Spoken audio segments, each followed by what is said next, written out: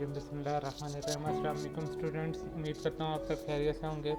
Student, आज हमारा theory of automata का लेक्चर नंबर 10 है। आज के लेक्चर में जो चीज़ें हम कवर करेंगे उनमें सबसे पहले एग्जांपल ऑफ जीटीजी क्लास। जीटीजी क्या होता है, ये हम लास्ट लेक्चर में इसकी डेफिनेशन पढ़ के आए हैं। अगर आप लोगों ने वो लेक्चर नहीं देखा तो आप लोगों की स्क्रीन के राइट कॉर्नर पे अपर राइट कॉर्नर पे इस लेक्चर का लिंक आ रहा है, उस लेक्चर को वॉच करें ताकि आप लोगों को जीटीजी का पता चल सके जीटीजी क्या होता है। देन हम आपको उसकी एग्जांपल्स जो हैं वो अंडरस्टैंड होगी। उसके अलावा क्लास जो जीटीजी की एग्जांपल है वो उनमें हम कंटेनिंग डबल ए और डबल बी वाली करेंगे। उसके अलावा beginning and ending with in same letter, beginning with and ending in different letters, containing triple A and triple B। उसके अलावा नॉन डिटर्मिनिज्म देखेंगे क्या होता है। फिर क्लेन्स थ्योरम पार्ट 1, 2 और 3 को डिस्कस करेंगे और क्लेन्स थ्योरम का पार्ट 1 प्रूव करेंगे। चलते हैं अपने लेक्चर्स की जानिब, नोट्स की जानिब। जिस क्लास सबसे पहले हमने जीटीजी में देखना है कि एग्जांपल देखनी है डबल ए और डबल बी।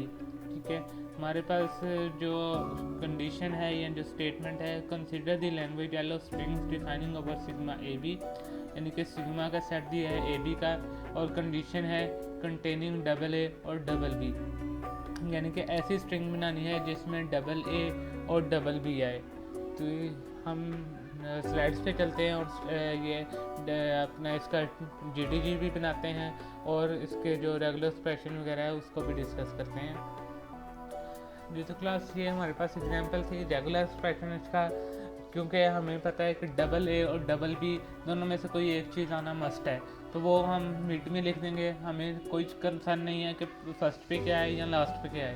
तो जब ऐसी कंडीशन होती है तो उसके लिए हम ए प्लस बी होल स्टेरिक लिख देते हैं और लास्ट पे भी लिख देंगे, फर्स्ट पे भी लिख देंगे, जिससे हम ये बता रहे हैं कि हमें लास्ट पे और फर्स्ट पे जो मर्जी आए, लेकिन मिड में उसके डबल ए या डबल बी एक दफ़ा लाजमी आना चाहिए पूरी स्ट्रिंग में। ठीक है, वो मिड में आए, स्टार्ट में आए, लास्ट पे आए, उससे कोई कंसर्न नहीं है। ठीक है, लेकिन आना मस्ट चाहिए। तो इसलिए हमने डबल ए और डबल बी लिख दिए और A plus B whole steric into double A plus double B into A plus B whole steric. अब क्लास इसका जीटीजी बनाएंगे। सबसे पहले एक इनिशियल स्टेट लेंगे, उसमें हम ए प्लस बी की लूप लगाएंगे। जीटीजी हमने लास्ट लेक्चर में भी पढ़ा था। जीटीजी में क्या होता है कि हमने एफए देखा था। अगर आप लोगों ने एफए वाला लेक्चर नहीं देखा तो उसका लिंक आपके स्क्रीन पे आ रहा है, उस लेक्चर को वॉच करें। उसमें हमने देखा था कि हम एट अ टाइम एक ट्रांजैक्शन एक अल्फ़ाबेट के रिलेटेड या एक सिंगल ट्रांजैक्शन हम करवाते थे एक स्टेट से दूसरी स्टेट तक। ठीक है, उसके अलावा उसके बाद हमने टीजी देखा। टीजी का लेक्चर की भी लिंक ऊपर आ रहा है, अगर वो भी नहीं आपने वॉच किया तो वो भी वॉच करें। ठीक है, उसमें हमने देखा था कि हम पूरे का पूरा जो स्ट्रिंग है, ठीक है, उसको उसकी ट्रांजैक्शन करवा सकते हैं एक स्टेट से दूसरी स्टेट तक। और जीटीजी जो है वो इन दोनों से मुख्तलिफ है। इसमें क्या है कि इसमें हम रेगुलर एक्सप्रेशन की ट्रांजैक्शन करवाते हैं। ठीक है, रेगुलर एक्सप्रेशन कैसे बनता है वो भी हम लेक्चर में डिस्कस कर चुके हैं, उसका लिंक भी आपके स्क्रीन पे आ रहा है। ठीक है, उसको वॉच करें। अब बेसिकली क्या है कि तीनों बेसिकली स्लाइटली डिफरेंट है कि बेसिकली काम यही है कि हमने एक स्टेट से ट्रांजैक्शन करवा के दूसरी स्टेट पे मूव करना है, लेकिन इसमें बेसिक जो देखना है वो ट्रांजैक्शंस देखनी है कि किस चीज़ की करवानी है। जैसे एफए में हम एक सिंगल अल्फ़ाबेट की करवाते हैं, टीजी में हम एक पूरी स्ट्रिंग की ट्रांजैक्शन करवा सकते हैं, और इसी तरह जीटीजी में हम एक जो हमारे पास रेगुलर एक्सप्रेशन होता है उसकी ट्रांजैक्शन करवा सकते हैं। इसकी ट्रांजैक्शन करवाने का तरीका क्या होता है कि जहाँ पे हमारे पास स्टेरिक का साइन आ जाए रेगुलर एक्सप्रेशन में, तो उसका मतलब होता है कि यहाँ पे लूप लगी हुई है। ठीक है, हमेशा स्टेरिक का मतलब है कि लूप लगी हुई है। ठीक, अब नेक्स्ट है हमारे पास double A plus double B, तो हम एक न्यू स्टेट लेंगे जो कि फाइनल स्टेट होगी, उसमें हम double A plus double B की ट्रांजैक्शन करवाएंगे। हमने टीजी में देखा था कि हम यहाँ पे प्लस की जगह कोमा डाल रहे थे, तो वो हम बेसिकली क्या कर रहे थे, हम वो स्ट्रिंग की ट्रांजैक्शन करवा रहे थे। जीटीजी में हम स्ट्रिंग की ट्रांजैक्शन नहीं करवाएंगे, बल्कि जीटीजी में हम रेगुलर एक्सप्रेशन की ट्रांजैक्शन करवाते हैं, ठीक है। अब ये यहाँ तक पार्ट जो है वो हमारा कंप्लीट हो गया है। लास्ट है a प्लस बी स्टेरिक। वो पहले भी हम डिस्कस कर चुके हैं कि जहाँ पे हमारे पास a plus B whole steric आ जाए तो वहाँ पे उसका मतलब होता है कि लूप लगी हुई। तो यहाँ पे हम क्या करेंगे, लूप लगा देंगे। एक और एग्जांपल देखते हैं। Consider the language L of strings defining over sigma A B beginning with and ending in same letter, ठीक है। कि अब हमें पता चल गया क्या है कि beginning with and ending in same letter, कि अगर हमारे पास दो अल्फ़ाबेट का सेट है तो जिस अल्फ़ाबेट से कोई हमारी स्ट्रिंग स्टार्ट हो रही है उसी अल्फ़ाबेट से एंड भी हो। क्लास आप एक चीज़ नोट कर रहे होंगे यहाँ पे कि हमने जितनी भी एग्जांपल की एफए में, रेगुलर एक्सप्रेशन में, टीजी में, जीटीजी में, जो भी हमने एग्जांपल्स किए हैं वो तमाम एक ही जैसी एग्जांपल्स हैं, ठीक है। तो बेसिकली इसमें इसी तरह की एग्जांपल आती हैं ये।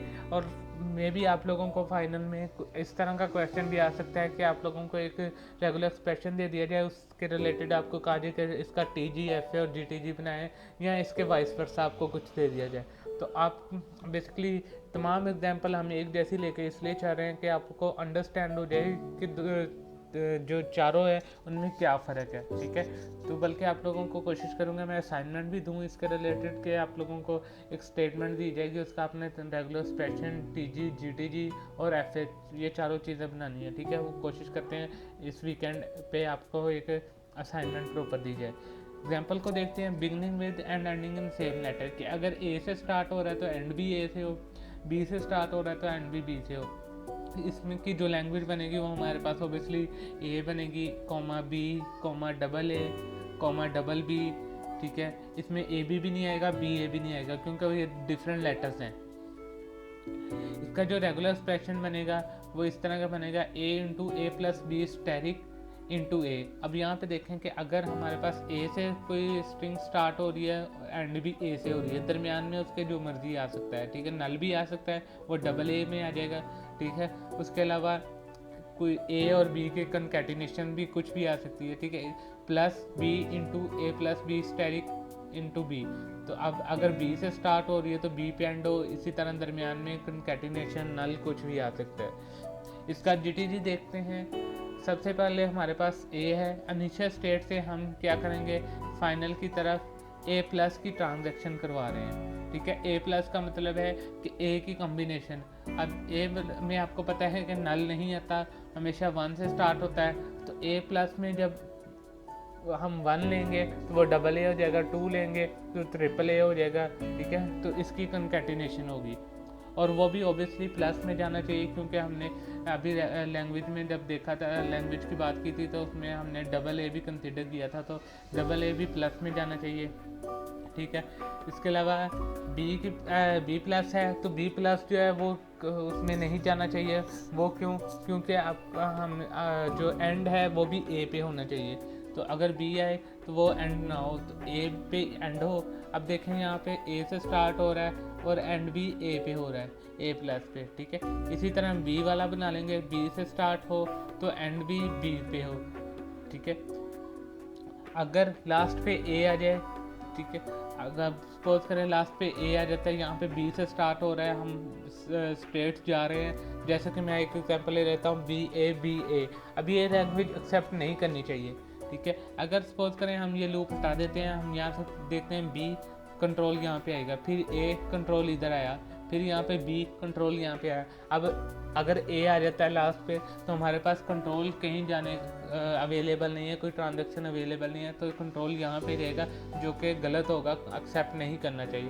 तो इसके लिए हम यहाँ पे लूप लगा देंगे कि अगर ऑपोजिट लेटर आ जाए तो वो वापस पिछली ट्रांजैक्शन पे आ जाए, ठीक है। अब ये ट्रांजैक्शन यहाँ पे चल जाएगी, बी लेंगे यहाँ पे आ जाएगा, फिर ए लेंगे इस स्टेट पे आ जाएगा, फिर बी लेंगे तो फाइनल स्टेट पे आ जाएगा, जब लास्ट ए लेंगे तो वो इस स्टेट पे आ जाएगा जो कि फाइनल नहीं है, और हमारी जो स्ट्रिंग है वो एक्सेप्ट भी नहीं होगी। इसी तरह हम ऊपर भी यहाँ पे लूप लगा देंगे, ठीक है क्लास।